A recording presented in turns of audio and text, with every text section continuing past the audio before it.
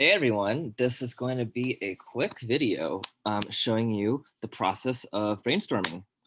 And this is going to presume that you've already thought of your topic and you've thought of your call to action.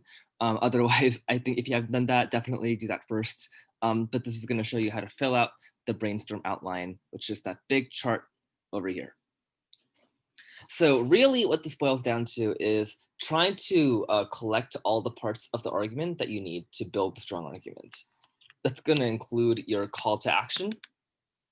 It's going to include, I think, your reasons. It's going to include your evidence. And it's going to include, I think, your counter arguments. I am going to do this in order, but keep in mind that you don't have to. If you have, I think, for example, your evidence and you're like, I have a good idea of that, but maybe you don't have, I think, your reasons yet. It's okay to do the outline out of order. I think that's totally fine. So this is going to be, I think, how I do it, but you obviously can do it a different way. Let's begin with the call to action. And again, that is the person you are talking to and the action you are calling on them to take. So I would say, in my example, I wrote my letter about the issue of student engagement, students being, I think, disengaged in class. And that is part of why I called on my fellow LPS teachers. That was kind of the audience I was writing to try using more social media in the lesson plan. So you got the issue you're concerned about. You've got your audience, my fellow LPS teachers, and you've got the action you are calling on them to take, which is to try using more social media in the lesson plan. Once you have your call to action, you might want to think about some reasons why your readers should take the action. So think about that action and break it down and think about why it's important to take. The stem I use is, I think, it is crucial. It is crucial to take this action because, for me, it's crucial to take that action because I think social media, I think, can help. I think students, I think, sort of excel academically. That's obviously the first thing I'd say. I'd say it also, I think, benefits, I think, their social, I think, interaction because it helps them build community.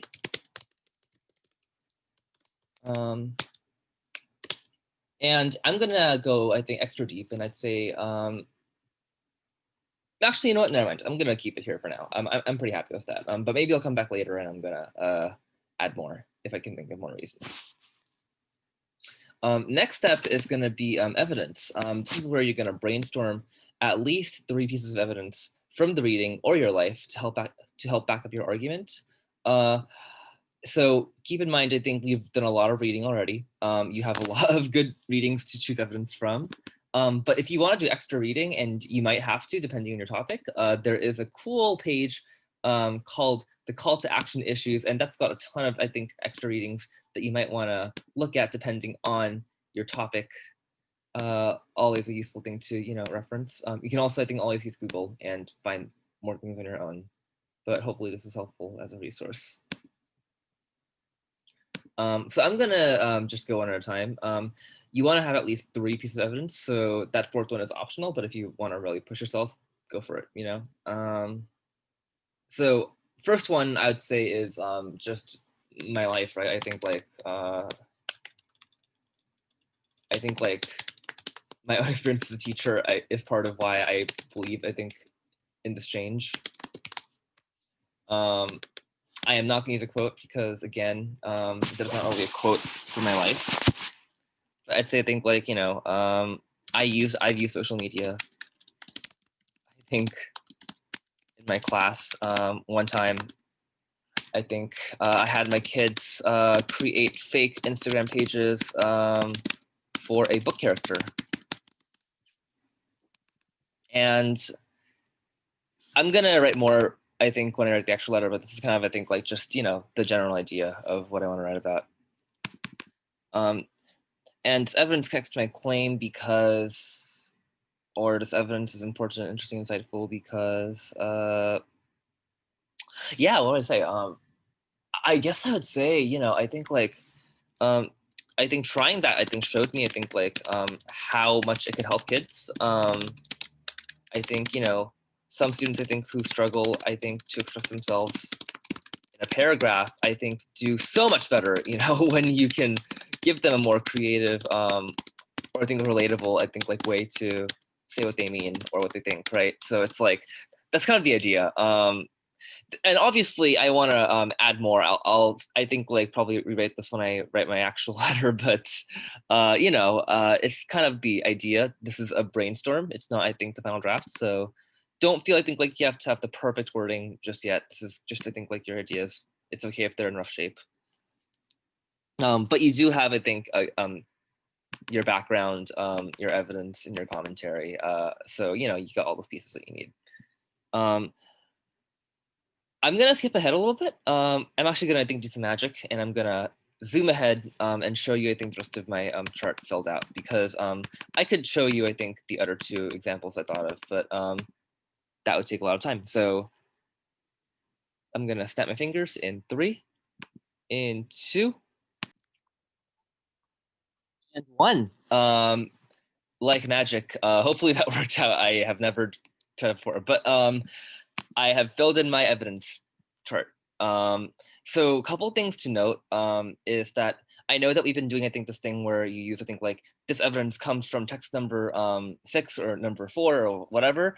I want to break that habit and push you all to start using, I think, the actual, you know, I think title or I think, you know, author. So for example, I say this evidence comes from a study by Mark Reyes.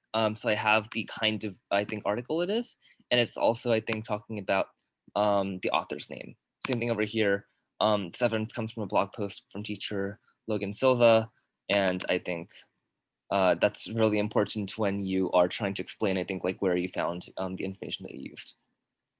So, you know, I'm going to push you all, if you can, to try, I think, to do that in your own chart as well. And again, don't forget, you want to have your background, you want to have your quotes, you want to have, I think, sorry, your evidence. Could be a quote, doesn't have to be a quote, and also your commentary. And it's something that you've been doing, I think, all year. So, you know, at this point, I do hope that I think it is a familiar thing. Let's move down. And the last part of this is going to be your counter argument. And that is where you considered the other side of the argument, right? What are some arguments that other people might raise about your idea, and how would you respond to them? And it's really important, you know, obviously, not everyone agrees on every issue. So being able to, you know, look at people, I think, who don't see things the same way and still being able to recognize, I think, their points is a way to make your own argument stronger. So let me think about the issue, right? I mean, I told my kids, I told everyone that they need to use more social media, and I'm very positive about social media. But I definitely have teachers who are more negative about this as well. I would say, you know, some people might disagree because they think social media is like too, I think, like unserious to be used in school. And I think I've definitely met teachers who would say that, you know, I think social media is making our kids, you know, more dumb. And it makes it harder to teach, I think, like, you know, I think like serious books, serious topics, because, you know, social media is not, I think, serious to those teachers. And like, I get it. Like, I think I would say it's understandable that some people feel this way. And I think, you know, as an English teacher, I would say I still want, I think, you know, people to, I think, read, I think, important books. I think that part of why I love my job is being able to I think, build, I think, that love of, you know, reading and writing. You know, but that being said, I think that it's not the only thing we need to teach. I think there are also, I think, like, I mean, if you think about it, like, there's also a lot of real world skills that I think using social media can build, right? And I would say that I think trying to use things that are more modern. I think can also prepare our kids for the future. Um, and one thing to note here is that I think this is optional, but if you have evidence, I think like a quote or I think a fact, that you think you can use to respond to I think the haters. I'm being very silly here. I think definitely use it here, right? I think that like it's the kind of thing where I would say I think have my reasoning and I think like I'm just responding I think like with my thoughts. But if I found a fact I think or a number or something that could help me back up my points, it would be a smart idea to I think use that in my argument. I could probably just go back and like add that later on. But this is I think gonna be where I stop for now.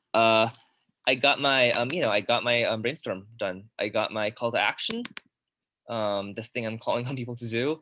I got some reasons for why I want them to take that action. I've got my 3 pieces of evidence, and maybe I'll come back and do a 4th one if I want to really push myself and build a strong argument. And I got my counter argument, the other side of the argument and sort of how I would respond. Thank you all for watching the video. I hope this is helpful. This is my process, and I'm, also filming this in the morning before I've had coffee. So sorry if I'm a little bit more random than I usually am. But I hope this helps. And again, drop me a phone call, a text, an email if you want help on this. I am happy to help out. Much love.